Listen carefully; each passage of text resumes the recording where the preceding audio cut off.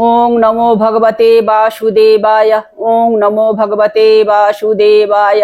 ओं नमो भगवते वासुदेवाय। আমার স্বর্গীয় গুরু পিতাকে প্রণাম জানাই, আমার গুরু মাতাকে প্রণাম জানাই, আশ্রমের মহারাজকে প্রণাম জানাই এবং যত গোবিন্দ ভক্ত এখানে সমবেত হয়েছেন সকলকে প্রণাম জানিয়ে আমার পাঠ শুরু করব। আজকের আমরা 6 অধ্যায় অভ্যাস যোগ পাঠ করব। অভ্যাস যোগের 32 নম্বর শ্লোক পর্যন্ত আমরা পাঠ করে নিয়েছিলাম। আজকের 33 থেকে 47 নম্বর শ্লোক পাঠ করব, তাহলে এই অধ্যায় সম্পূর্ণ হবে। আজকে এই পাঠ করার আগে এই একাদশীর সম্বন্ধে একটু কথা বলে নি। এই একাদশীকে বিজয়া একাদশী বলা হয়। বিজয়া একাদশী কেন বলা হয়? শ্রী রামচন্দ্র ত্রেতা যুগে শ্রী রামচন্দ্র এই একাদশী করে বিজয় লাভ করেছিলেন, অর্থাৎ বিজয় লাভের জন্য তিনি এই একাদশী ব্রত পালন করেছিলেন। তার অনেক কাহিনী আছে, আজকের আমরা সেই কাহিনীর মধ্যে যাব না, আমাদের সময় অল্প। আমরা সকলেই এই একাদশী আমাদের যথাসম্ভব নিয়মে পালন করব এবং প্রার্থনা করব পরমেশ্বরের কাছে যেন সকলের মনস্কামনা সিদ্ধ হয়, সকলে বিজয়ী হয় এবং ঈশ্বরের পথে আমরা সকলে একসাথে চালিত হই এবং এই গীতা পাঠ আমরা আমাদের জীবনে চালিয়ে যেতে পারি। এই প্রার্থনা জানিয়ে আমি আমার পাঠ শুরু করব। তো এই অধ্যায় 33 থেকে পাঠ করার আগে আমি সামনের অধ্যায়ের যেগুলো পাঠ করে নিয়েছি গত একাদশীতে সেইগুলো একটু আলোচনা করে সারাংশ কিছু আলোচনা করে নেব। পঞ্চম অধ্যায় সন্ন্যাস যোগ ছিল, আর এই অধ্যায়ের নাম হচ্ছে অভ্যাস যোগ। সন্ন্যাস যোগের শেষের দিকে 2টো শ্লোকে ভগবান ধ্যান যোগ কিভাবে অভ্যাস করতে হয় তা বলেছেন এবং এই 6 অধ্যায়ে তার বিস্তৃত বর্ণনা করেছেন। তাহলে আমরা 1 নম্বর থেকে 32 নম্বর শ্লোক পর্যন্ত সারাংশ আলোচনা করে নিচ্ছি, যারা নতুন এসেছেন তাদের পক্ষে সুবিধা হবে বুঝতে। ভগবান বললেন, কর্মত্যাগ করলেই কেহ সন্ন্যাসী বা যোগী হয় না, কামনা ত্যাগই যোগের মূল কথা। সুতরাং যিনি কর্মফলের আশা আকাঙ্ক্ষা ত্যাগ করেছেন এবং নিষ্কাম ভাবে কর্ম করেন তিনি সন্ন্যাসী, তিনি যোগী। অর্থাৎ যখন সাধক সমস্ত সংকল্প, মনের কামনা বাসনা সমস্তকে সংকল্প বলা হচ্ছে, আশা আকাঙ্ক্ষা অভিমান অহং এই সমস্ত ত্যাগ করে ইন্দ্রিয় ভোগ্য বিষয় ও কর্মে আসক্ত হন না, তখন তিনি যোগারূঢ় বলিয়া কথিত হন। এই যোগের মাহাত্ম্য ভগবান পরে আবার বলবেন। যোগের মাহাত্ম্য অত্যন্ত গুরুত্বপূর্ণ। ভগবান সবসময় বলছেন অর্জুনকে যোগী হও। অর্জুনকে আপনি নিজেকে সবসময় মনে করবেন যে আমি অর্জুন। প্রত্যেকে যারা গীতা শুনছেন, প্রত্যেকে যারা গীতা পড়ছেন, গীতার পথে আছেন, প্রত্যেকে নিজেকে অর্জুন মনে করবেন এবং গীতা রূপে ভগবান স্বয়ং আপনাকে সেই বাণী দিচ্ছেন, সেই আদেশ দিচ্ছেন। এইটা মনে করে এই ভক্তি সহকারে এই গীতা সব সময় পড়বেন, দেখবেন গীতা আপনার কাছে সহজবোধ্য হয়ে যাবে। এটা অত্যন্ত সত্য কথা, এক বর্ণ এর মধ্যে অসত্য নেই। আপনি নিজেকে সব সময় অর্জুন মনে করবেন যে আমি অর্জুনের মতো ভগবানের কাছে ভিক্ষা চাইছি, জ্ঞান ভিক্ষা চাইছি, কৃপা ভিক্ষা চাইছি। তাহলে ভগবান আপনাকে যেভাবে অর্জুনকে ভগবান জ্ঞান দিয়েছেন, এই গীতা রূপে ভগবান আপনাকে সেইভাবেই জ্ঞান দেবেন। এটা সম্পূর্ণ সত্য। এরপরে ভগবান বলছেন, যিনি ধ্যান যোগে আরূঢ় হতে চান, অর্থাৎ ধ্যান করতে চান। এই অভ্যাস যোগে ভগবান ধ্যান করার নিয়ম বলেছেন, কি করে ধ্যান করবে। ধ্যান করা দরকার, অল্প অল্প সময় হলেও ধ্যান করা দরকার। কেন ধ্যান করলে আপনি ভগবানের সাথে একাত্ম হয়ে যান। আপনি যখন বা আমরা যখন ঈশ্বরের কাছে বসে, সম্মুখে বসে যখন আমরা পুজো করি, তার নাম জপ করি, তখন আমরা কিছুক্ষণ সময় হলেও তার ধ্যান করি, অল্প সময় হলেও তার ধ্যান করি। ধ্যান করা অর্থাৎ একান্তভাবে ভগবানকে স্মরণ করা, সমস্ত চিন্তা মন থেকে মুক্ত করে দিয়ে ভগবানকে একান্ত রূপে চিন্তা করাই ধ্যান। এই ধ্যান কিভাবে করতে হয় ভগবান এই 6 অধ্যায়ে বিস্তৃত আলোচনা করেছেন, বলেছেন, পথ দেখিয়েছেন। তো ভগবান বলছেন যিনি ধ্যান যোগে আরূঢ় হতে চান, সেই মুনির পক্ষে, সেই সাধকের পক্ষে নিষ্কাম কর্মযোগী যোগ সিদ্ধির কারণ। অর্থাৎ যিনি ধ্যান যোগে ভগবানের সমাধিস্থ হয়ে ধ্যান করতে চান, তার জন্যে প্রথম স্তর হচ্ছে যোগে আরূঢ় হবার প্রথম স্তর হচ্ছে নিষ্কাম কর্মযোগ। নিষ্কাম কর্মযোগের মধ্যে দিয়েই সাধক এই ধ্যান যোগে আরূঢ় হতে পারে। নিষ্কাম কর্ম কি? আমরা যে কোনো কর্ম করব, কখনো নিজের কর্ম মনে করবেন না। এই নিজের কর্ম মনে করাটাই অহংকার। এই নিজের কর্ম মনে করলে কিন্তু আপনারা সকলে যারা যারা যদি নিজের কর্ম মনে করেন, কোনো কর্মই আমার নয়, সমস্ত ঈশ্বর দ্বারা চালিত। আমি যে কর্ম করছি, আজ যে আমি গীতা পড়ে আপনাদের শোনাচ্ছি, সেই ঈশ্বর করাচ্ছেন আমাকে দিয়ে। আমি তার ভৃত্য, আমি তার চাকর, তার হুকুম পালন করছি মাত্র, এছাড়া আমি আর কিছু জানি না। এইভাবে আপনারা প্রত্যেকে কর্ম করবেন, তাহলে কর্ম করেও আপনাদের পাপ পুণ্য স্পর্শ করবে না। পাপ পুণ্য স্পর্শ করবে না অর্থ এই পৃথিবীতে আর আপনাকে জন্ম নিতে হবে না। আপনি ঈশ্বরের ধামে রয়ে যাবেন, ঈশ্বরের কাছে রয়ে যাবেন, গোবিন্দর কাছে রয়ে যাবেন, বৈকুণ্ঠে রয়ে যাবেন। এই কথাই ভগবান এই গীতায় বলেছেন। কি করে আমরা জন্ম মৃত্যুর হাত থেকে মুক্ত হব? তো ভগবান বলছেন যে যিনি ধ্যান যোগে আরূঢ় হতে চান, ধ্যান সমাধিস্থ হয়ে ধ্যান করতে চান, ভগবানের চিন্তায় নিজেকে সমর্পিত করতে চান, তাকে তার জন্যে নিষ্কাম কর্মযোগ হচ্ছে প্রথম পদক্ষেপ। নিষ্কাম কর্ম করে যেতেই হবে, করতে করতে আপনার মন শুদ্ধ হয়ে যাবে। নিষ্কাম কর্ম এই জন্য করা দরকার, মন শুদ্ধ করার জন্য, অন্তরাত্মাকে শুদ্ধ করার জন্য নিষ্কাম কর্ম করা দরকার। তারপরে ভগবান বলছেন ধ্যান করার স্থান কিরকম হবে। এই 6 অধ্যায় ভগবান বলেছেন আগের শ্লোকগুলোতে, 1 থেকে 32 নম্বর শ্লোকের মধ্যে ভগবানই সব কথা বলে দিয়েছেন। ধ্যান করার স্থান কিরকম হবে? পবিত্র স্থান হবে। পবিত্র অর্থাৎ স্থানটাকে পরিষ্কার করে নিতে হবে, শুদ্ধ করে নিতে হবে। যে কোনো স্থানই হোক, সেটাকে পরিষ্কার করে নিতে হবে। তার উপর আসন পাততে হবে। সে কুশের আসন হোক, উলের আসন হোক, কাপড়ের আসন হোক, পরিষ্কার আসন পাততে হবে। পেতে আত্মশুদ্ধির জন্য, নিজেকে শুদ্ধ করার জন্য, নিজের ইন্দ্রিয় মনকে সংযত করে, নিজের ইন্দ্রিয় এবং মনকে সংযত করে বাইরের কোনো চিন্তা মনের মধ্যে প্রবেশ করবে না এবং মনে কোনো কামনা বাসনা উঠবে না। এইভাবে নিজের মনকে সংযত করে আত্মশুদ্ধির জন্য যোগ অভ্যাস করতে হবে। এইটা একদিনে সম্ভব নয়, কিন্তু আরম্ভ করুন। আরম্ভ করে দিলে একটু একটু করে, 1 দিন 2 দিন, 1 বছর 2 বছর 10 বছর লাগবে, লাগুক, কিন্তু আমরা একটু একটু করে ঈশ্বরের দিকে এগিয়ে যাব। তারপর দেখবেন ভগবান নিজেই অদৃশ্য হাতে আপনাকে সেই পথে নিয়ে চলেছেন। এটা সত্য কথা, সম্পূর্ণ সত্য। এবং বহির্মুখী মনকে অন্তর্মুখী করতে হবে, মানে বাইরের কোনো চিন্তা যেন মন চিন্তা না করে, সব সময় অন্তর্মুখী হয়ে, অন্তরের মধ্যে আবদ্ধ হয়ে, মনের চিত্তকে নিরোধ করে কোনো বিষয়ে চিন্তা না করে সাধক এই রূপে ধ্যানের অভ্যাস করবেন। এইটা আগের শ্লোকগুলোতে বলা হয়েছে। তারপরে শেষের 32, 30, 31, 32 এই 3টে শ্লোক অত্যন্ত গুরুত্বপূর্ণ। সেই জন্য 3টে শ্লোকের একটু আলোচনা করে নিচ্ছি। 30 নম্বর শ্লোকে ভগবান বলছেন, जो मां पश्यति सर्वत्र सर्वं च मयि पश्यति तस्याहं न पश्यामि स च मे न पश्यति। ভগবান বলছেন, খুব সুন্দর শ্লোক। এটা আপনার মুখস্থ করে সব সময় মনে মনে এটা বলবেন। এই শ্লোকটাকে সব সময় মনে মনে স্মরণ করবেন। ভগবান বলছেন जो मां पश्यति सर्वत्र, जो मां অর্থাৎ যে আমাকে, অর্থাৎ ভগবানকে, পশ্যতি সর্বত্র, পশ্যতি দেখেন, সর্বত্র দেখেন, অর্থাৎ ভগবান বলছেন যে আমাকে সর্বত্র দেখে এবং সর্বং চ ময়ি পশ্যতি, এবং সবকিছু আমার মধ্যে দেখে। তস্যাহং ন পশ্যামি স চ মে ন পশ্যতি, সে আমার চোখের আড়াল হয় না, চোখের অদৃশ্য হয় না, এবং আমিও তার চোখের অদৃশ্য হই না। ভগবান আমাকে সবসময় দেখছেন, আমিও তাকে সবসময় দেখছি। কিভাবে? এই যে বিশ্ব ব্রহ্মাণ্ড, এই যে জীব প্রাণী, সকলের মধ্যে আত্মা রূপে পরমেশ্বর আছেন। সেই আমি মানুষকে দেখছি না, তার ভেতরে আত্মাকে দর্শন করছি, পরমেশ্বরের অংশকে দর্শন করছি আমি সব সময়।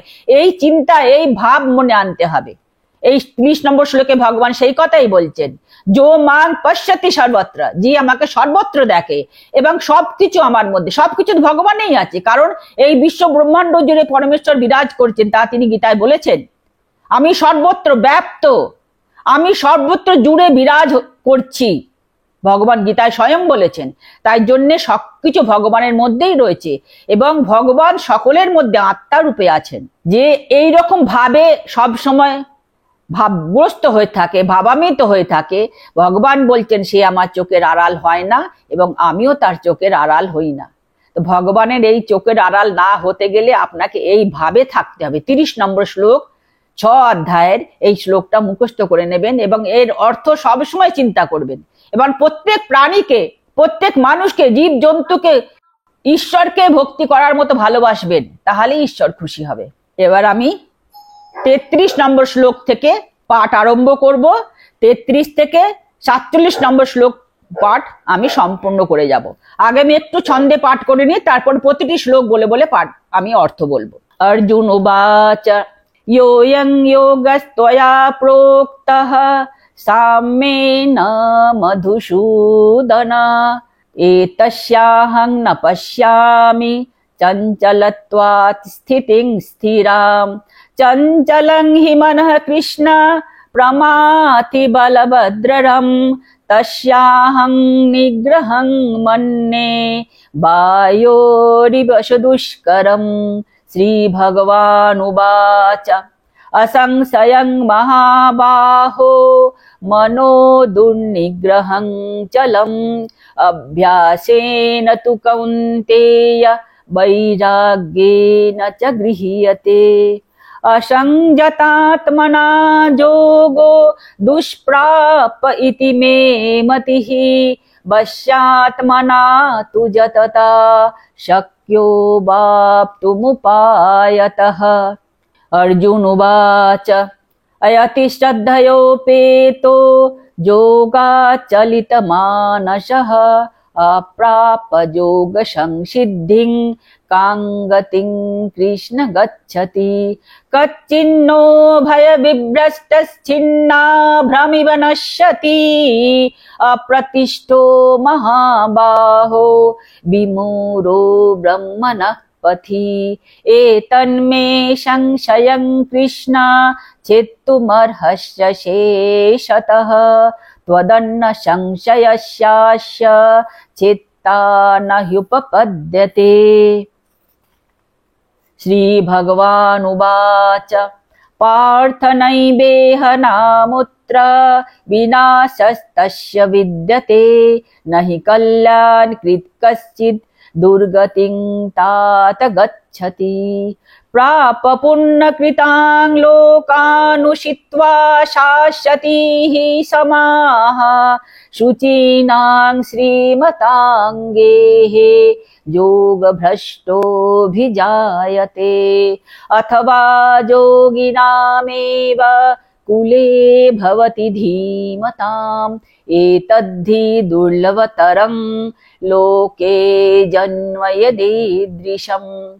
तत्र तं बुद्धिसंयोगं लभते पौर्वदेहिकं जतते च ततो भूयः संसिद्धौ कुरु नन्दन। पूर्वाभ्यासेन तेनैव क्रियते ह्यवशोऽपि सः जिज्ञासुरपि योगस्य शब्दब्रह्माति वर्तते। प्रयत्नान् यतमानस्तु योगी संशुद्ध किल्बिषः अनेक जन्म संसिद्धः ततो याति परां गतिम्। तपस्विभ्योऽधिको योगी ज्ञानिभ्योऽपि मतोऽधिकः कर्मिभ्यश्चाधिको योगी तस्माद् योगी भवार्जुन।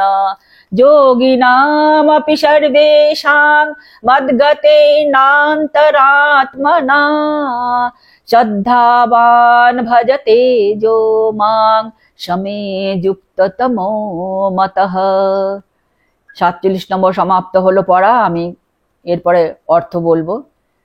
ओम तत्सदिति श्रीमद्भगवद्गीतासु उपनिषत्सु ब्रह्मविद्यायां योगशास्त्रे श्रीकृष्णार्जुन संवादे अभ्यास योगो नाम षष्ठ अध्यायः। সমাপ্ত হওয়ার পর এটা পড়তে হয়, সমাপ্তর এটা শেষ লাইন। এবার আমি 35 শ্লোক পড়ে অর্থ বলবো। 33 নম্বর শ্লোক থেকে পড়ছি। অর্জুন উবাচা, অর্জুন জিজ্ঞেস করছে ভগবানকে, योऽयं योगस्त्वया प्रोक्तः साम्येन मधुसूदन एतस्याहं न पश्यामि चञ्चलत्वात् स्थितिं স্থিরাম। অর্জুন ভগবানকে বলছে, প্রশ্ন করছে। অর্জুন বলিলেন, হে মধুসূদন, তুমি যে এই সমস্ত রূপ যোগ তত্ত্ব ব্যাখ্যা করলে, মন যেরূপ চঞ্চল তাতে এই সমস্ত ভাব স্থায়ী হবে বলে আমার বোধ হচ্ছে না। অর্থাৎ অর্জুন ভগবানকে বলছেন যে এই ভগবান বলছেন যে ধ্যান করার সময় যেভাবে আমরা মনটাকে সংযত করে, ইন্দ্রিয় গুলো সংযত করে মনটাকে চিত্তে অন্তরে একাত্ম করে আমরা ধ্যান করব, সেই কথাই অর্জুন এখানে জিজ্ঞেস করছেন। তুমি যে বলছো মনটাকে চিত্তকে সংযত করো, কিন্তু চিত্তকে সংযত কি করে করব? মন তো অতি চঞ্চল, সংযত করলেও তো মন ছুটে বেড়ায়, আমাদের সকলের হয়। আপনারা কিছুক্ষণ ধ্যানে বসবেন, দেখবেন মনটা 1 মিনিট পর 2 মিনিট পর মনটা অন্য সংসারের কথা চিন্তা করে দিল, বাইরের জগতের কথা চিন্তা করতে শুরু করলো। এরকম হয়, যারা প্রথম ধ্যানে বসছেন তাদের এইরকম মন চঞ্চল হলে, আমারও হয়। কিন্তু ভগবান বলছেন এর উপায় আছে। এটা ভগবান পরের শ্লোকে বলবেন যে কিভাবে আমরা মনকে সংযত করে একাত্ম করে আমরা ধ্যান করব, সেটা ভগবান পরের শ্লোকে বলছেন। তো অর্জুন জিজ্ঞেস করছে ভগবানকে যে প্রভু, আপনি যে বলছেন মনটাকে সংযত করে সমস্ত রূপ যোগযুক্ত হয়ে তুমি এই অভ্যাস করো, এই ধ্যান করো, কিন্তু মন তো অতি চঞ্চল, মনকে তো কিছুতেই একাত্ম করা যায় না, সমভাবে স্থায়ী করা যায় না। তো এবং তারপরে আবার অর্জুন 34 নম্বর শ্লোকে বলছে, চঞ্চলং হি মনঃ কৃষ্ণ প্রমাথি বলভদ্ররম তস্যাহং নিগ্রহং মন্যে বায়োরিব দুষ্করম।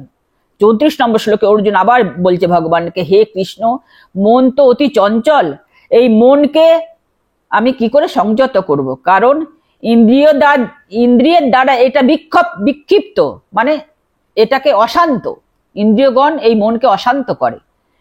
এই ইন্দ্রিয়গণ অত্যন্ত শক্তিশালী, যেটা ভগবান আগের 2য় অধ্যায়ে বলেছিলেন, এবং তাকে সংযত করার উপায়ও তিনি 2য় অধ্যায়ে বলেছেন যে মনকে সংযত করার একটাই উপায় আছে, সেটা কি? যুক্ত আশিত মৎপরা, অর্থাৎ আমার সাথে যুক্ত হয়ে যে ভক্ত, যে মানব আমার সাথে যুক্ত হয়ে সব সময় থাকে, তার ইন্দ্রিয়গণ সংযত হয়ে যায় নিজেই, ভগবান করে দেন। কারণ ভগবান ইন্দ্রিয়ের অধীশ্বর, তাই ভগবানের নাম ঋষিকেশ। ঋষিকেশের অর্থ হচ্ছে ইন্দ্রিয়গণের অধীশ্বর। তো ভগবান ইন্দ্রিয়গণের অধীশ্বর, সেই জন্য যে ভক্ত, যে মানব ভগবানের সাথে সবসময় যুক্ত হয়ে থাকে, তার ইন্দ্রিয়গণ নিজেই বশীভূত হয়ে যায়। তার জন্য তাকে কঠোর আর সাধনা করার দরকার নেই, কঠোর নিয়মের মধ্যেও থাকার দরকার নেই, সে শুধু ভগবানের সাথে যুক্ত রয়েছে। ভগবানই বলেছেন, আমার ভক্তের সমস্ত দায়ভার আমি গ্রহণ করি। তো এই বিশ্বাস নিয়ে আমরা ভগবানের শরণাপন্ন হয়ে দিন কাটাবো। তা আমি 34 নম্বর শ্লোক পড়ে নিয়ে আর একবার অর্থ বলবো। চঞ্চলং হি মনঃ কৃষ্ণ প্রমাথি বলভদ্ররম তস্যাহং নিগ্রহং মন্যে বায়োরিব দুষ্করম। ভগবানকে বলছে অর্জুন যে মন তো অতি চঞ্চল, এই মনকে নিজের বশে আনা, বায়ুকে আবদ্ধ করে, বায়ুকে হাতের মুঠে বন্ধ করার মতো, বায়ু যেমন হাতের মুঠে বন্ধ করা যায় না, সেরকম মনকে নিজের বশে আনা খুবই কঠিন। তো ভগবান এরপরে বলছেন, শ্রী ভগবান উবাচা, ভগবান এরপরে পথ দেখাচ্ছেন কি করে তুমি মনকে সংযত করবে। সেই জন্য এই শ্লোকগুলো আমাদের মতো সাধারণ সংসারী মানুষের পক্ষে, সংসারী সাধকের পক্ষে অত্যন্ত দরকারি, অত্যন্ত প্রয়োজন। কারণ আমরা সংসারে থেকে সাধনা করছি, সেই জন্য আমাদের মন সবসময় চঞ্চল হয়ে থাকে। সেই চঞ্চল মনকে শান্ত করতে হবে, তবেই আমি ভগবানের দিকে মন দিতে পারবো। মন যদি অশান্ত থাকে, ভগবানের দিকে মন দিতে পারবো না। শ্রী ভগবান উবাচা 35 নম্বর শ্লোকে ভগবান বলছে, অসংশয়ং মহাবাহ মনো দুর্নিগ্রহং চলম অভ্যাসেন তু কৌন্তেয় বৈরাগ্যেন চ গৃহ্যতে। 35 নম্বর শ্লোকে ভগবান বলছেন, শ্রী ভগবান বললেন, হে মহাবাহ, হে অর্জুন, মন অত্যন্ত চঞ্চল এবং একে নিরোধ করা অত্যন্ত দুঃসাধ্য, তাতে কোনো সংশয় নেই। ভগবান স্বয়ং সেটা স্বীকার করছে যে মন অত্যন্ত চঞ্চল এবং একে সংযত করা দুঃসাধ্য। কিন্তু হে কৌন্তেয়, হে অর্জুন, অভ্যাস ও বৈরাগ্য দ্বারা ওকে বশীভূত করা যায়। একটা কথাতে ভগবান সমস্ত উত্তর দিয়ে দিলেন। মন অত্যন্ত চঞ্চল, একে নিজের আয়ত্তে আনা, নিজের অধীনে আনা অত্যন্ত কঠিন, কিন্তু অসম্ভব নয়। কিভাবে? যে হে অর্জুন, অভ্যাস ও বৈরাগ্য দ্বারা উহাকে বশীভূত করা যায়। অভ্যাস করতে হবে এবং বৈরাগ্য অর্থাৎ কামনা বাসনা থেকে মনকে সরিয়ে রাখতে হবে, জোর করে সরিয়ে রাখতে হবে। এই অভ্যাসটা চালিয়ে যেতে হবে, কারণ ভগবান সেই কথাই এখানে বলেছেন। সবসময় মনে করতে হবে ভগবান আপনাকে বলছেন, আপনি নিজেকে অর্জুন মনে করবেন এবং এই গীতাকে ভগবান মনে করবেন, এটাই সত্য। নিজেকে অর্জুন মনে করে সেই রকম প্রশ্ন ভগবানকে করছেন, যেমন অর্জুন, সেরকম আপনিও ভগবানকে প্রশ্ন করবেন, ভগবান তার উত্তর দেবেন যে হ্যাঁ, এটা কঠিন মনকে সংযত করা, কিন্তু অসম্ভব নয়। এটা অভ্যাস এবং বৈরাগ্যের দ্বারা এই মনকে সংযত করা যায়, বশীভূত করা যায়। বৈরাগ্য কি? এই কামনা বাসনা লোভ অহংকার থেকে মনকে সরাতে হবে, এই মনকে এই থেকে এইগুলোকে মুক্ত করতে হবে। তা না হলে আপনি কিছুতেই ঈশ্বরে মন দিতে পারবেন না। এইগুলো আপনাকে সংসারের দিকে টানবে, আবদ্ধ করবে, পাপ পুণ্যের বন্ধন আপনাকে জড়াবে, পাপ পুণ্য করতে বাধ্য করবে। সেই জন্যে এই পাপ পুণ্য থেকে মুক্ত হতে গেলে বৈরাগ্য দরকার। আপনি সংসারে থাকবেন, সংসারে থাকতে হবে। আমরা সংসারী, আমরা সংসার ছেড়ে, পরিবার ছেড়ে, কর্ম ছেড়ে, কর্তব্য ছেড়ে পালাতে পারি না, সেটা পাপ। ভগবান বলেছেন, ভগবান বারবার বলছে কর্ম করো, কিন্তু এমন ভাবে কর্ম করো যাতে সেই কর্মের পাপ পুণ্য তোমাকে ভুগতে না হয়। সেটা কি কর্ম? নিষ্কাম কর্ম। কর্মেতে কখনো আপনি নিজের লাভ, নিজের ভালো, নিজের ফল কখনো চিন্তা করবেন না। এই চিন্তা করলেই কিন্তু পাপ পুণ্য আপনাকে ভুগতে হবে। ভগবান দ্বিতীয় অধ্যায় বলেছিলেন, একটা শ্লোক আছে আপনাদের সকলেরই মনে আছে, কর্মে তোমার অধিকার, ফলে নয়। সেই আর ফলের আশায় কর্ম করো না। कर्मण्ये वाधिकारस्ते मा फलेषु कदाचन मा कर्मफल हेतु भूहु माते कर्म संगोस्त कर्मणि। কর্মেরও তোমার অধিকার, ফলে নয়। এবং ফলের আশায় কর্ম করবে না, এবং কর্ম ত্যাগ করারও যে তোমার প্রবৃত্তি না হয়। এইভাবে কর্ম করো, তাহলে তোমার পাপ পুণ্য ভুগতে হবে না, পাপ পুণ্য কিছুই তোমার পেতে হবে না। 36 নম্বর শ্লোক পড়ছি।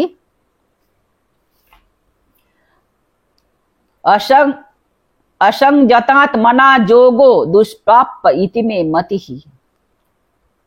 असंजतात मना जोगो दुष्प्राप्य इति मे मतिहि पश्चात मना तु जतता शक्यो बाप्तु मुपायतः। 36 নম্বর শ্লোকে ভগবান বলছেন, অভ্যাস ও বৈরাগ্যের দ্বারা যার চিত্ত সংযত হয় নাই, তাহার পক্ষে যোগ দুষ্প্রাপ্য, দুঃসাধ্য, ইহাই আমার মত। কিন্তু বিহিত উপায় অবলম্বন করে সতত যত্ন সহকারে এই অভ্যাস করলে চিত্ত বশীভূত হয় এবং যোগ লাভ হয়। এই শ্লোকে ভগবান বলছেন, একটু আলোচনা করে নি।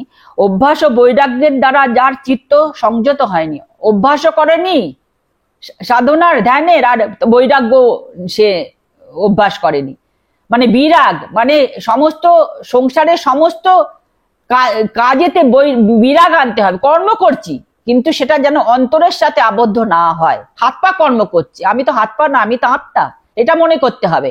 এর জন্য জ্ঞান দরকার, এই গীতার জ্ঞান। হাত পা প্রকৃতির নিয়মে চলে, হাত পা কর্ম করে যাচ্ছে, কিন্তু আমি অন্তরের সাথে, ঈশ্বরের সাথে যুক্ত হয়ে আছি, এই ভাব আনতে হবে। এটাকে বৈরাগ্য বলে। সমস্ত কামনা বাসনা থেকে মনকে সরিয়ে রাখতে হবে, কিন্তু কর্ম করে যেতে হবে। এইভাবে যে নিজেকে সংযত করেনি, তার পক্ষে যোগ দুষ্প্রাপ্য, তার পক্ষে ভগবানের সাথে যুক্ত হওয়া দুষ্প্রাপ্য, অসম্ভব। কিন্তু যে এই বিধি অবলম্বন করে, মানে এই নিজেকে সংযত করে বৈরাগ্য ভাব এবং অভ্যাসের দ্বারা যিনি নিজেকে এই নিয়মের মধ্যে চালিত করেছেন, অভ্যাস করেছেন, তিনি যোগ হতে পারেন। তার পক্ষে সেটা সম্ভব, যোগী হওয়া সম্ভব। এই জন্য অভ্যাস করতে হবে। এবার অর্জুন আবার প্রশ্ন করছে ভগবানকে 37 নম্বর শ্লোকে, আয়াতি শ্রদ্ধেয় পেত যোগাচলিত মানসঃ অপ্রাপ্য যোগ সংসিদ্ধিং কাং গতিং কৃষ্ণ গচ্ছতি। 37 নম্বর শ্লোকে অর্জুন ভগবানকে আবার প্রশ্ন করছে, হে কৃষ্ণ, যিনি প্রথমে শ্রদ্ধা সহকারে যোগাভ্যাস করতেন, কিন্তু যত্নের অভাবে, মানে নিয়ম রাখতে পারেনি কোনো কারণে, যত্নের অভাবে শিথিলতা বশত যোগ হতে ভ্রষ্টচিত্ত হয়েছে, তার কি গতি হয়?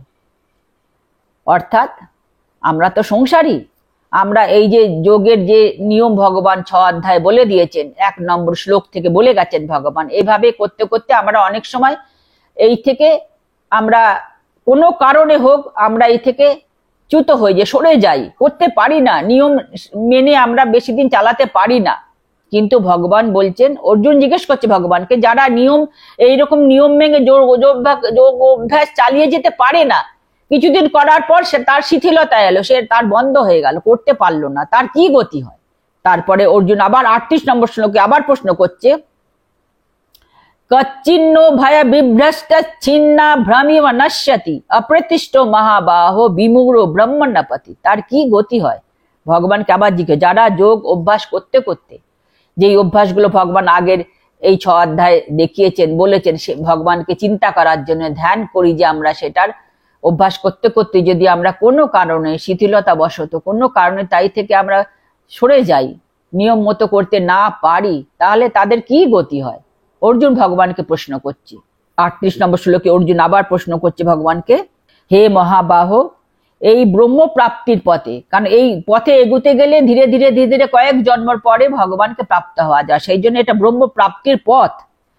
এই ব্রহ্ম প্রাপ্তির পথে যোগ মার্গে যারা অকৃতকার্য হয়, যারা সফল হয় না, কোনো কারণে সফলতা লাভ করতে পারলো না, তারা তো মোক্ষ থেকে বঞ্চিত হন, এবং এই কর্মত্যাগের হেতু তারা যেহেতু যোগ সাধনা করছে, অনেক সময় কর্মও করতে পারে না যোগের জন্যে, তো কর্ম করতে পারে না মানে যা শাস্ত্রাদি কর্ম, সেই সব কর্ম তার পক্ষে করা সম্ভব হয় না, তাহলে সেও স্বর্গও পাবে না, শাস্ত্রাদি কর্ম করলে স্বর্গ প্রাপ্তি হয়, এবং এই যোগীর যে নিষ্কাম কর্ম, এটা করলে মোক্ষ প্রাপ্তি হয়। তো এই দুটোই যখন সে সম্পূর্ণ করতে পারলো না, তাহলে তার কি গতি হয়? সে কি এক খণ্ড মেঘের ন্যায় ছিন্ন হয়ে এদিক ওদিক ঘুরে নষ্ট হয়ে যায়? 38 নম্বর শ্লোকে ভগবানকে অর্জুন প্রশ্ন করল, যে এই নিয়ম, এই যোগ সিদ্ধ হতে পারে না কোনো কারণে, এবং শাস্ত্রবিহিত কর্ম যে নিয়ম করে করতে পারে না, তার কি গতি হয়? সে কি এক খণ্ড মেঘের মতো ছিন্ন হয়ে নষ্ট হয়ে যায়, মিলিয়ে যায়, অদৃশ্য হয়ে যায়, তার কি গতি হয়? এবার ভগবান উত্তর দিচ্ছেন। 29 নম্বর 38 পরে 29 নম্বর শ্লোক পড়ছি। অর্জুন আবার প্রশ্ন করছে, এ তন্মে সংশয়ং কৃষ্ণ ছেত্তু মর্হস্য শেষতঃ ত্বদন্য সংশয় সাস ছেত্তা না হ্যুপপদ্যতে। তো তার কি গতি হয়?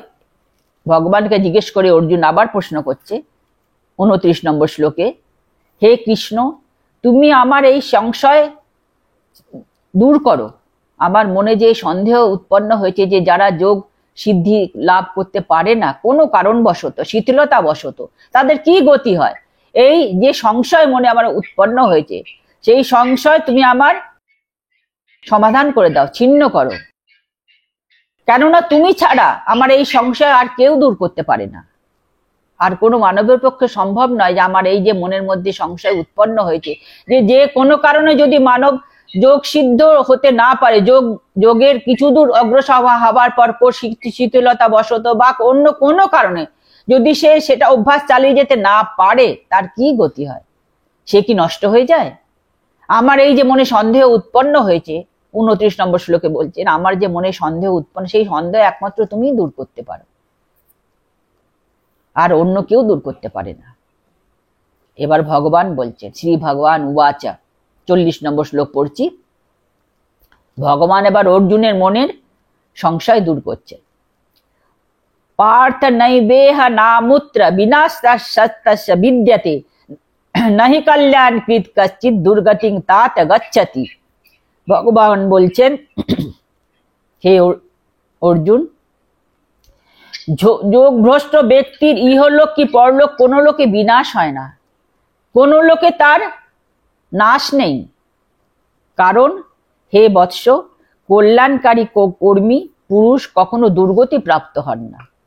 অর্থাৎ এইটা একটু আরো বলে নি, যে যোগ ভ্রষ্ট, যিনি যোগে একটু এগিয়েছিলেন, যিনি যোগে এক পদক্ষেপ এক ধাপে এগিয়েছিলেন, তারপরে কোনো কারণে তিনি আর সেটাকে চালিয়ে নিয়ে যেতে পারলেন না, সফলতা পেলেন না, তিনি নষ্ট হন না।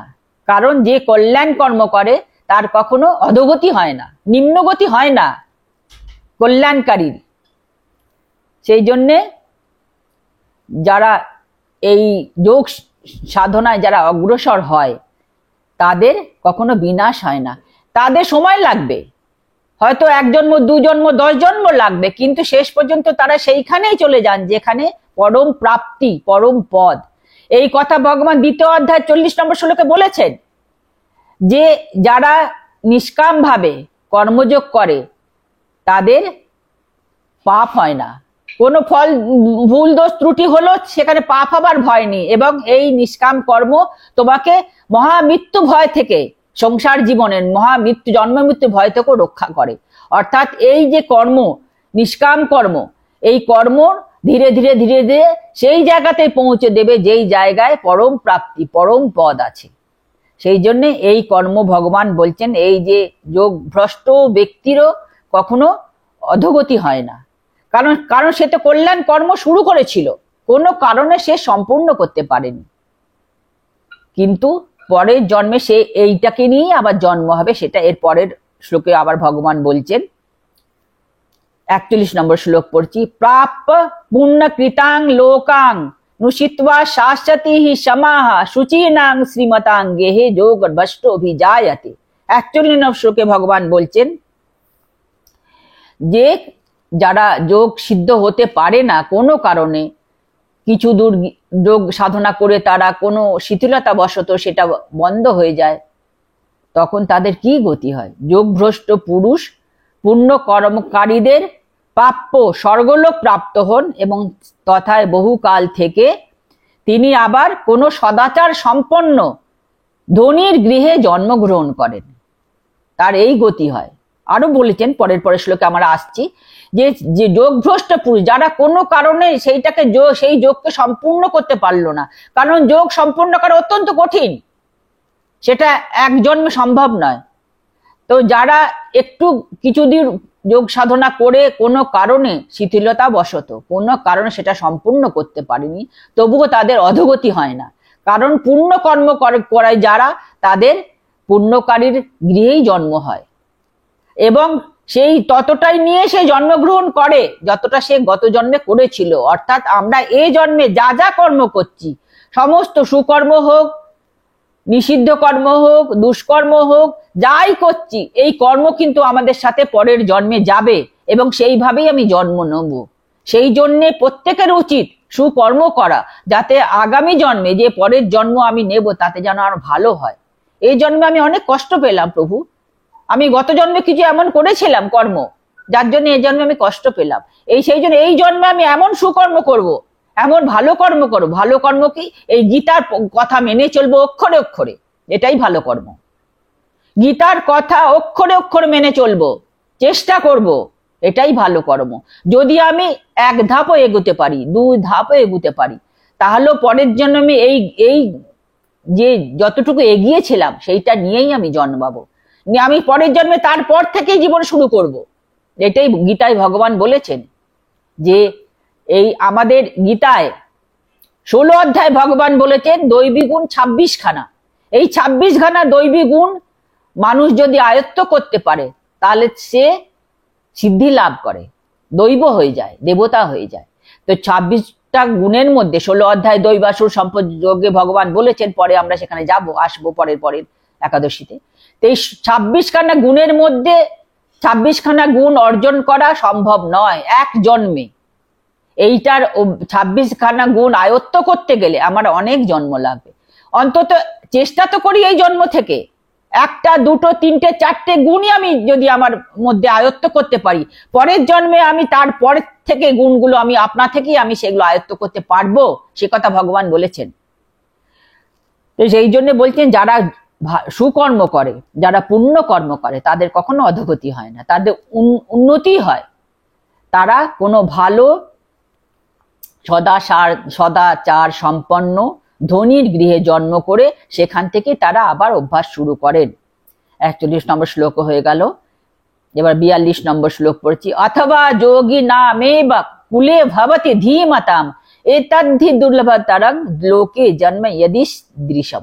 42 নম্বর শ্লোকে ভগবান বলছেন অথবা তাদের আবার অন্যরকমও জন্ম হয়, যেমন যেমন সে এগিয়েছিল তেমন তেমন ভাবে তার জন্ম হবে। কেউ অর্ধেক রাস্তায় গিয়েছিল তার সেরকম জন্ম হবে, কেউ এক ধাপ এগিয়েছিল তার সেরকম জন্ম হবে, যে যতটা এগিয়েছে তার সেভাবে জন্ম হবে। সেই জন্য বলছেন অথবা এমনও জন্ম হয় যোগভ্রষ্ট পুরুষ জ্ঞানবান যোগীগণের কুলে জন্মগ্রহণ করেন, যে অনেকটা এগিয়ে গিয়েছিল যোগের রাস্তায়, যোগ সিদ্ধির রাস্তায় অনেকটা এগিয়েছিল কিন্তু সম্পূর্ণ করতে পারেনি, তার কিভাবে জন্ম হবে? সেই যোগভ্রষ্ট পুরুষ জ্ঞানবান যোগীদের কুলে জন্ম নেবেন। এরকম জন্ম অতি দুর্লভ, এরকম জন্ম অনেক তপস্যার পর পাওয়া যায়। এখানে লিখেছে যেমন ব্যস্তনায় সুখদেবেরও এরকম জন্ম হয়েছিল, সেটা শাস্ত্রে আছে, সে কথা গীতা এখানে লেখা আছে। তো সেই জন্যে যতটুকু আপনি করবেন সেইটা নিয়েই পরের জন্মে আপনাকে জন্ম নিতে হবে। সেই জন্য সবসময় সুকর্ম করুন, ভালো কর্ম করুন, সবসময় ঈশ্বরের চিন্তায় থাকুন, ঈশ্বরের সাধনায় থাকুন, তাহলে আমরা সেই গুণটা নিয়ে পরের জন্মে আবার জন্ম নেব, আমাদের ভালো জন্ম হবে। 43 নম্বর শ্লোক পড়ছি। তত্রতং বুদ্ধি সংযোগং লভতে পৌর্ব দেহিকম যততে চ ততো ভূয়ঃ সংসিদ্ধ কুরুনন্দন। 43 নম্বর শ্লোকে ভগবান বলছেন হে কুরুনন্দন, যোগভ্রষ্ট পুরুষ সেই জন্মে পূর্ব জন্মের অভ্যস্ত মোক্ষ বিষয়ক বুদ্ধি লাভ করেন এবং মুক্তি লাভের জন্য পুনর্বার চেষ্টা করেন এবং যত্নশীল হন। মানে যে যা আপনি অভ্যাস করেছেন এ জন্মে, পরজন্মে সেইখান থেকে আপনার শুরু হবে, সেই গুণটা নিয়ে আপনি জন্মাবেন, সেই ধাপটা আপনি এগিয়ে গেছেন এই জন্মেই, সেই জন্য এই জন্ম থেকে আমরা তার অভ্যাস শুরু করব। তারপরে 44 নম্বর শ্লোক পড়ছি।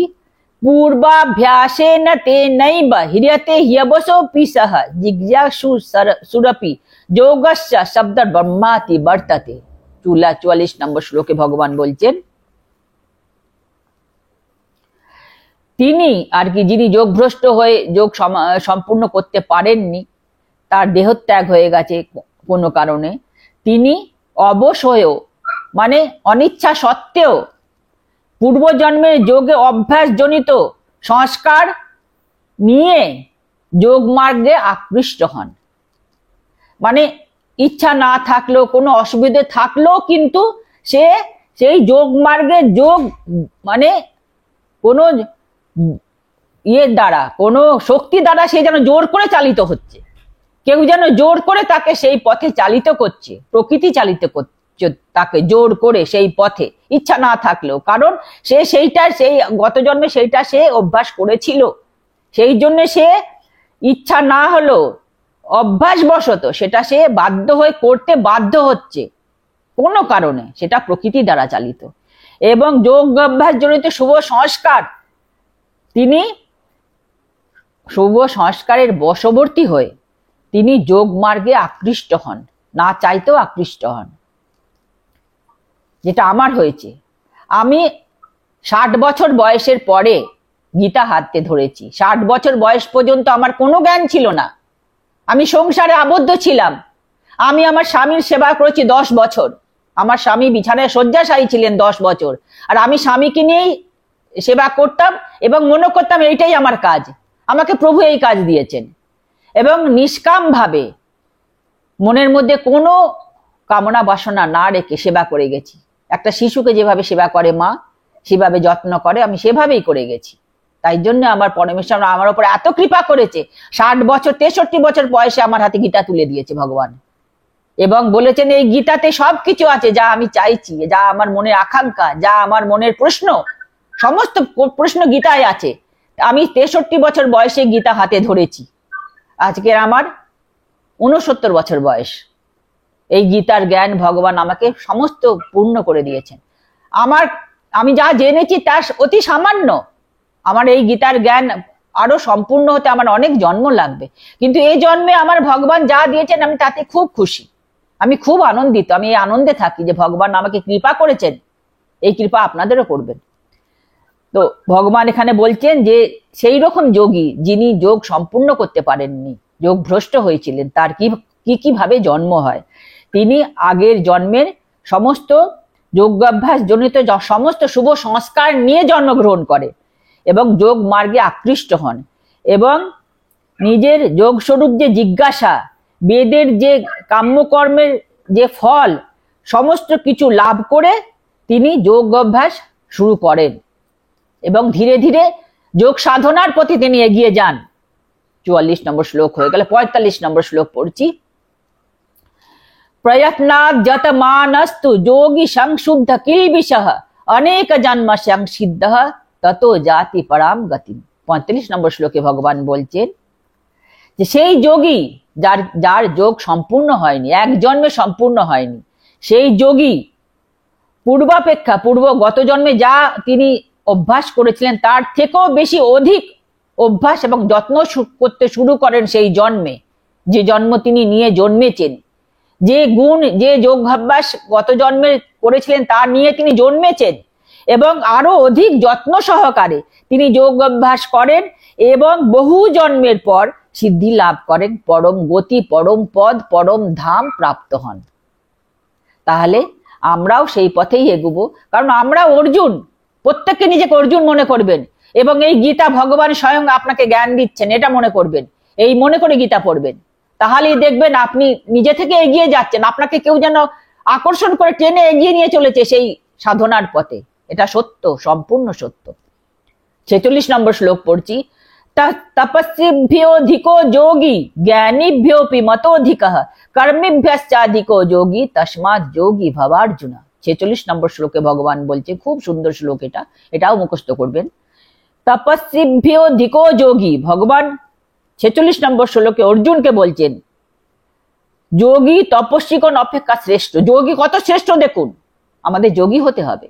যোগী কত শ্রেষ্ঠ সে কথা ভগবান বলছেন। তপস্বী গণের অপেক্ষা যোগী শ্রেষ্ঠ, জ্ঞানী গণের অপেক্ষাও যোগী শ্রেষ্ঠ এবং কর্মীগণের অপেক্ষাও শ্রেষ্ঠ। অতএব হে অর্জুন, তুমি যোগী হও।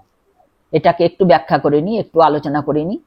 তপস্বী গণ অপেক্ষা যোগী, যারা তপস্যা করছে ভগবানকে পাওয়ার জন্য, যারা তপস্যা করছে, গিরি কন্দরে তপস্যা করছে, সাধনা করছে, তাদের অপেক্ষা যোগী শ্রেষ্ঠ। জ্ঞানীগণ, যারা ভগবানের জ্ঞান পাওয়ার জন্যে জ্ঞান পথে সাধনা করছে, কঠিন সাধনা করছে, তাদের থেকেও যোগী শ্রেষ্ঠ। এবং কর্মীগণ, অর্থাৎ শাস্ত্র বিহিত যে কর্ম, বেদের বিহিত যে কর্ম, সেই কর্ম করে যারা সাধনা করছে, তাদের থেকেও যোগী শ্রেষ্ঠ। অতএব হে অর্জুন, তুমি যোগী হও। এটা মনে করবেন, ভগবান এটা আপনাকে বলছেন। অর্জুন মানে আপনি নিজেকে মনে করবেন না, ভগবান এটা আমাকে আদেশ করছেন, আমাকে পথ নির্দেশ করছেন, আমাকে এই হতে হবে। তার জন্য এই জীবন থেকে আমি যতটুকু সময় আছে আমার, তখন থেকে আমি সাধনা শুরু করব এই পথে, যে পথ ভগবান দেখিয়েছেন। তাই গীতার কথা অক্ষরে অক্ষরে মেনে চলতে হবে, অক্ষরে অক্ষরে। 47 নম্বর শ্লোক পড়ে সমাপ্ত করব। যোগী নাম আপি সর্বেশাং মদ্গতে নান্তরাত্মনা শ্রদ্ধাবান ভজতে যো মাং সমে যুক্ত তমো মতঃ। ভগবান 47 নম্বর শ্লোকে কি বলছেন আবার শুনুন। ভগবান বলছেন যোগীর থেকেও শ্রেষ্ঠ কে? যোগীর থেকেও শ্রেষ্ঠ আছে, সেটা 47 নম্বর শ্লোকে ভগবান বলছেন, যিনি শ্রদ্ধাবান হইয়া মদগত চিত্তে আমার ভজনা করেন। সকল যোগীর মধ্যে তিনি শ্রেষ্ঠ। শুধু যোগী হলে হবে না, মদগত চিত্তে ভগবানের সাথে একাত্ম হয়ে ভগবানের সাথে সম্পর্ক পাতিয়ে নিন। কোনো একটা সম্পর্ক পাতিয়ে নিন, কারণ আমরা মানুষ, পরিবার নিয়ে থাকি, তো আমরা সম্পর্ককে ভালোবাসি। ছেলের সম্পর্ক, সন্তানের সম্পর্ক, প্রেমের সম্পর্ক, সখার সম্পর্ক, গুরুর সম্পর্ক, বন্ধুর সম্পর্ক, কোন একটা সম্পর্ক ভগবানের সাথে করে নিন এবং সেই রকম ভাবেই ভাবুন। আপনি যেমন নিজের বন্ধুর জন্য চিন্তা করেন, নিজের সন্তানের জন্য ভাবেন সকাল থেকে উঠে যে আজকে আমার সন্তান কি খাবে, সকাল থেকে উঠে আমি কাজ করছি, আজকে আমার সখার কথা বড্ড মনে পড়ছে। নিজের প্রিয়তমকে যেভাবে ভালোবাসেন, নিজের প্রিয়তমর কথা যেভাবে চিন্তা করেন, ভগবানের সাথে সেই সম্পর্ক করে নিন। দেখবেন ভগবান আপনার সমস্ত দায়ভার গ্রহণ করবেন। এই কথা গীতায় ভগবান বারবার বলেছেন। সেই জন্য ভগবান বলছেন সেই যোগীর মধ্যে সেই যোগী শ্রেষ্ঠ যে মদগত চিত্তে সবসময় আমার সাথে যুক্ত থাকে, আমার ভাবে সবসময় বিভোর থাকে, আমার ভাবে সবসময় তার চোখে জল আসে, চোখে জল আসলেই বুঝবেন আপনি ভগবানের ভাবে ডুবে গেছেন। চোখে জল আসা দরকার। তাই ভগবান বলছেন, আবারও বলতে বলতে চোখে জল এসে গেল, আবারও বলতে বলতে চোখে জল এসে গেল। সেইভাবে ভজনা করুন যাতে ভক্তিতে চোখ চোখ বেয়ে জল বেরোয়। সেটাই ভগবান আমাদের কাছে চান। আমাদের যেন অশ্রুপাত হয় তার কথায়, আমাদের যেন তার ভজনায় চোখের জলে ভেসে যাই, সেটাই ভগবান চান। আর কিচ্ছু চান না আমাদের কাছে, আর কিচ্ছু না, শুধু চোখের জল চান। সেইভাবে ভজনা করুন, সেইভাবে ডাকুন, সেইভাবে ভগবানের ভাবে ভরে থাকুন, তাহলে ভগবান আমাদের উপর কৃপা করবেন। আজকের এখানে সমাপ্ত করছি। আপনারা ভালো থাকবেন। আবার পরের একাদশীতে আমরা 7ম অধ্যায় পাঠ করব, জ্ঞান বিজ্ঞান। নমস্কার। জয় নিতাই গৌর। হরি বল হরি বল হরি বল। হরে কৃষ্ণ হরে কৃষ্ণ, জয় রাধে রাধে রাধে রাধে। নিতাই গৌর হরি বল। হরে কৃষ্ণ কৃষ্ণ কৃষ্ণ হরে হরে, হরে রাম রাম রাম হরে হরি ওম হরি ওম হরি ওম হরি ওম।